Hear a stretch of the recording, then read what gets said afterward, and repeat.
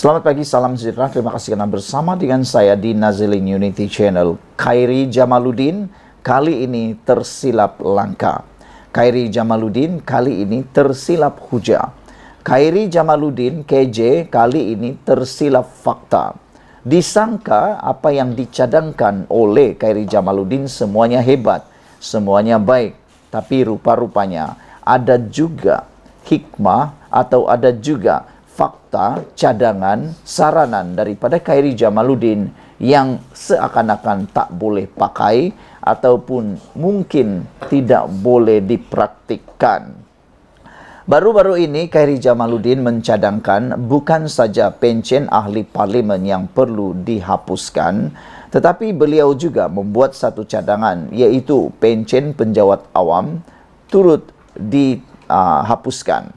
Ini membawa kepada pelbagai reaksi daripada penjawat awam. Namun demikian, salah satu perkara yang menjadi kesilapan besar Khairi Jamaluddin dalam cadangan itu ialah idea tersebut, yaitu menghapuskan pension penjawat awam, hanya akan menjadikan bekerja dengan kerajaan tidak lagi diminati, ataupun pekerjaan dalam sektor awam, yaitu yakni bekerja dengan kerajaan, tidak akan diminati oleh sesiapa lagi.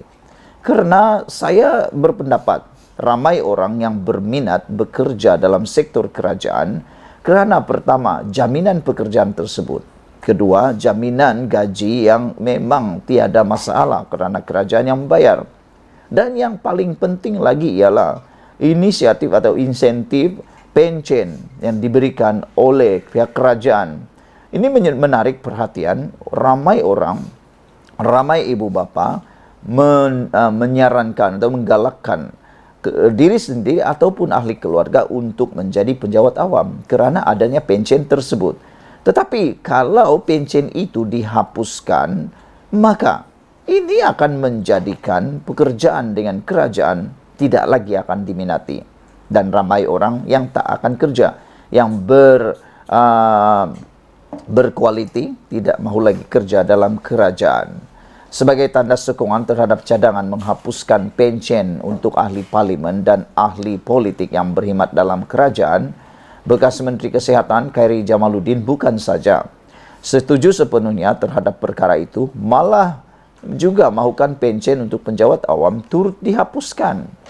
Bagaimanapun, kata beliau, cadangannya itu hanya untuk pengambilan baharu penjawat awam saja, bukan terkait mereka yang sedang dalam perkhidmatan ketika ini.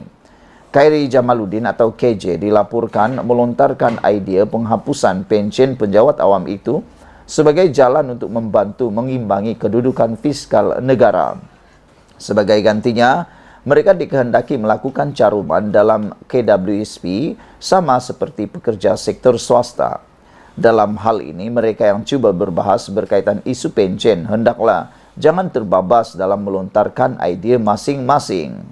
Ini kerana cadangan asal penghapusan itu hanyalah untuk ahli-ahli parlimen dan ahli-ahli politik yang memegang jawatan menteri, timbalan menteri dan setiausaha politik saja, tanpa menyentuh sama sekali penjawat awam. Ini kerana selain pension, mereka besar jumlahnya. Syarat memperoleh pension juga amat mudah, iaitu hanya perlu berkhidmat selama 3 tahun atau 36 bulan saja dengan kerajaan. Dengan itu, ramai yang melihat pembayaran pension itu akan memakan jumlah wang negara yang besar. Lebih-lebih lagi jika setiap kali 5 tahun bila diadakan PRU berlaku pula pertukaran kerajaan. Dengan itu, kewajaran untuk dihapuskan pension tersebut adalah munasabahnya. Namun demikian, idea tambahan KJ agar penjawat awam baru yang diambil bekerja juga harus tidak lagi diberi pension adalah cadangan yang amat keterlaluan. Pertamanya, gaji penjawat awam di negara ini boleh dikira masih rendah berbanding sektor swasta, terutama pekerja bawahan dan pasukan beruniform. Adanya pension merupakan tarikan untuk mereka bekerja. Adanya kempen pension merupakan tarikan untuk mereka bekerja dengan kerajaan. Berikutan lebih terjamin masa depan selepas bersara nanti. Tetapi memandangkan gaji mereka masih rendah, relatifnya rendah, Pencen yang menunggu setelah berusia 55 tahun juga tidaklah setinggi mana. Jadi, kenapa benda sebegini mahu dimansuhkan? Kedua, sekitar 90% pekerja sektor awam adalah merupakan orang Melayu yang merupakan penduduk majoriti negara ini. Di mana-mana negara di dunia ini pun, pekerja sektor awam adalah dikuasai oleh penduduk majoritinya. Tetapi dalam konteks negara kita, tidaklah pula ada sekatan untuk kaum-kaum lain bekerja dengan kerajaan. Dengan mencadangkan penghapusan pencen itu, sepertinya meletakkan KJ tiada keprihatinan terhadap orang Melayu sendiri yang merupakan penduduk majoriti negara ini.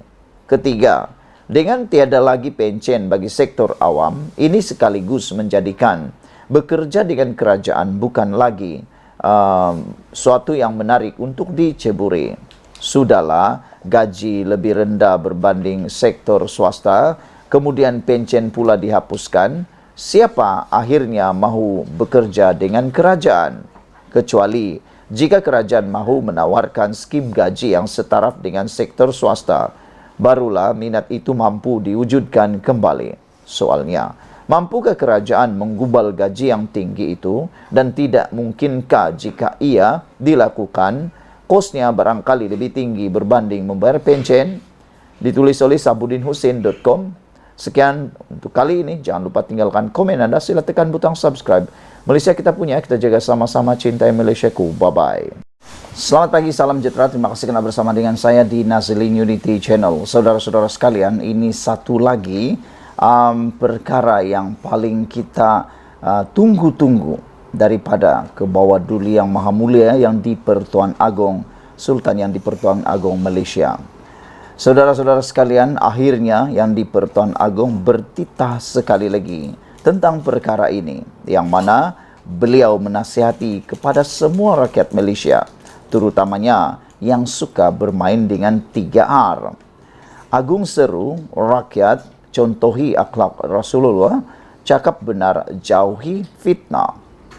Yang di-Pertuan Agong Al-Sultan Abdullah Riayatuddin Al-Mustafa Bilal Shah hari ini bertitah agar rakyat mencontohi akhlak warisan maknawi Rasulullah yang mulia dalam pertuturan dengan bercakap hanya mengenai kebenaran, jujur di samping menjauhi fitnah. Yang di-Pertuan Agong bertitah, hakikatnya perkataan yang kurang elok, sama ada ketika tutur bicara maupun ketika menulis di media sosial, kata-kata berbentuk cacian, nista dan dusta. Ini kerana menurut yang di-Pertuan Agong, kata-kata yang berbentuk cacian, nista dan dusta serta fitnah itu hanya akan menggugat kestabilan dan keharmonian negara tercinta. Oleh sebab itu, baginda bertitah, marilah kita mengambil iktibar daripada kejatuhan serta keruntuhan tamadun dan kuasa besar dunia akibat budaya fitnah yang mendominasi dan membara dalam kehidupan bangsanya.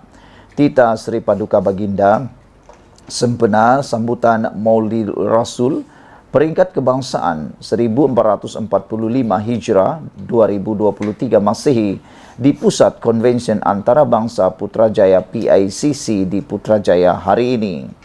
Sri Paduka bertitah, selepas kewafatan junjungan besar Nabi Muhammad, fenomena fitnah telah membawa kepada peristiwa amat tragis dalam sejarah Islam, menerusi pembunuhan Khalifah ketiga Saidina Uthman Affan. Demikian hebat hakikat fitnah dan tipu daya yang bukan sahaja telah menumpahkan darah seorang pemimpin Islam yang agung, malahan telah turut menghancurkan keharmonian dan kestabilan sebuah negara. Tita Sri Paduka. Al-Sultan Abdullah bertitah, oleh itu Allah mengingatkan umat Islam untuk menghindari serta menjauhi diri daripada orang yang berbohong. Sri Paduka Baginda bertitah, ajaran Islam yang dibawa oleh Nabi Muhammad mencakupi pelbagai aspek kehidupan manusia, termasuk dalam mengemudi dan memerintah sesebuah negara yang penuh recam. pelbagai puak dan agama serta spektrum kedudukan sosioekonomi yang berbeza-beza. Seri Paduka bertita, sirah Rasulullah dalam lipatan sejarah juga mencerminkan kepakaran baginda dalam mentadbir sebuah negara. Hikmahnya, Rasulullah telah berjaya membawa manusia keluar dari kejahilan dan kelalaian sehingga berjaya membina generasi yang cemerlang, tita Seri Paduka lagi. Seri Paduka Baginda bertita, Rasulullah telah membawa syiar Islam untuk terus bangkit dan berkembang di benua Timur Tengah, sehingga menjadi pencetus kemajuan dan kejayaan masyarakat di benua lain yang sedang dalam kegelapan ketika itu. Seri Paduka bertita, masyarakat dunia memperlihatkan dengan contoh akhlak terpuji Rasulullah sebagai penanda aras nilai insani. Sempena sambutan Maulidur Rasul itu, Al-Sultan Abdullah turut menyeru agar rakyat terus berpegang kepada tuntutan Allah dan ajaran Rasulullah. Dengan yang demikian, kita akan dapat membangunkan sebuah negara yang bertamadun dan berjaya, harmoni serta sejahtera dengan rakyat yang menjiwai sifat karamatul insan, tita Seri Baginda. Al-Sultan Abdullah bertita, Baginda yakin Malaysia akan mencapai puncak kejayaan hakiki apabila syariat Islam dan nilai murni serta ketinggian akhlak yang dibawa Rasulullah menjadi tatanan aturan tadbir urus negara. Seri Paduka Baginda bertita, maqasid syariat perlu dijadikan kerangka asas dalam penyampaian perkhidmatan agar kemaslahatan rakyat yang menjadi tanggungjawab kerajaan terus terpelihara. Bersempena dengan sambutan Maulidur Rasul peringkat kebangsaan tahun ini, marilah kita bertekad dan beriltizam untuk terus menghidupkan syariat dan syiar yang dibawa Rasulullah, tita Seri Paduka. Turut berangkat ke sambutan bertema perpaduan teras madani, Malaysia Madani pagi ini ialah Raja Permaisuri Agung Tunku Haja Aziza Maimunah Iskandaria. Turut hadir ialah Perdana Menteri Datuk Seri Anwar Ibrahim dan isteri Datin Seri Dr. Wan Aziza Wan Ismail. Sekian dulu untuk kali ini. Jangan lupa tinggalkan komen anda. Sila tekan butang subscribe. Malaysia kita punya. Kita jaga sama-sama cintai Malaysiaku. Bye-bye. Selamat pagi, salam sejahtera. Terima kasih kerana bersama dengan saya di Nazilin Unity Channel. Saudara-saudara sekalian, ini satu lagi perkara dan pendedahan baharu yang pastinya akan menarik perhatian anda. Kerana apabila saya pilih isu ini, tentunya ialah telah menarik perhatian kita semua. Ini adalah Muhyiddin Dr. Mahathir perlu jadi saksi PSSC pengasingan kuasa untuk AJ dan pendakwa raya. Bekas Perdana Menteri Muhyiddin Yassin dan Dr. Mahathir Mohamad perlu dipanggil sebagai saksi utama dalam prosiding jawatan kuasa pilihan khas Parlimen mengenai pengasingan kuasa Peguam Negara AJ dan pendakwa raya, kata DAP Johor Dr. Bu Cheng Hao.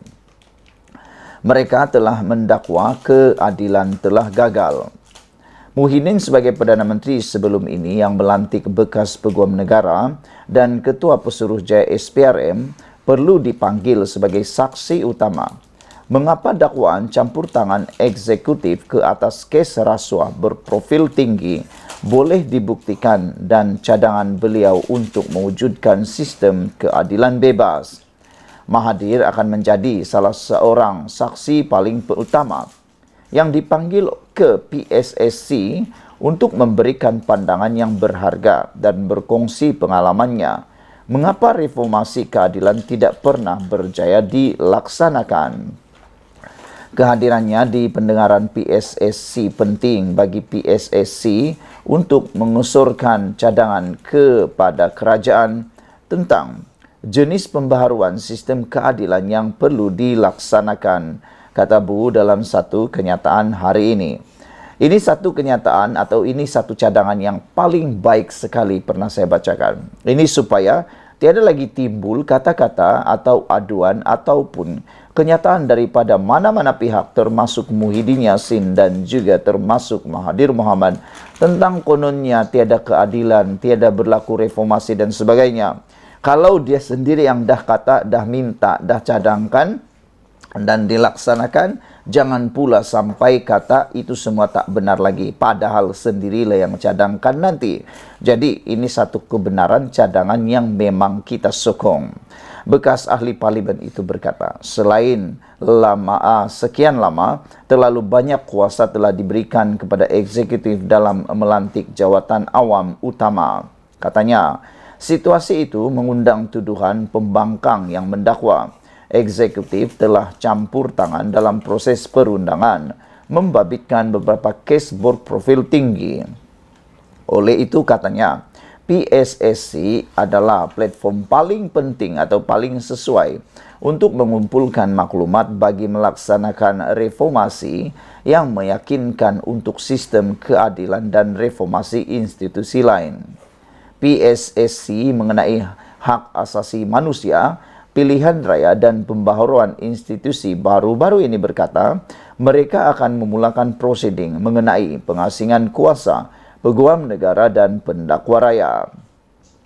Antara kes yang akan dibincangkan dalam siasatan ini termasuk penolakan rayuan terhadap bekas Perdana Menteri Najib Abdul Razak dan bekas Ketua Pegawai Eksekutif 1MDB Arul Kandasamy berhubung dakwaan mengubah laporan audit 1MDB, pembebasan Muhyiddin atas 4 pertuduhan salah guna kuasa yang dikaitkan dengan program Jana Wibawa, dan pelepasan tanpa pembebasan diberikan kepada timbalan Perdana Menteri Ahmad Zahid Hamidi dalam kes rasuah Yayasan Akal Budi.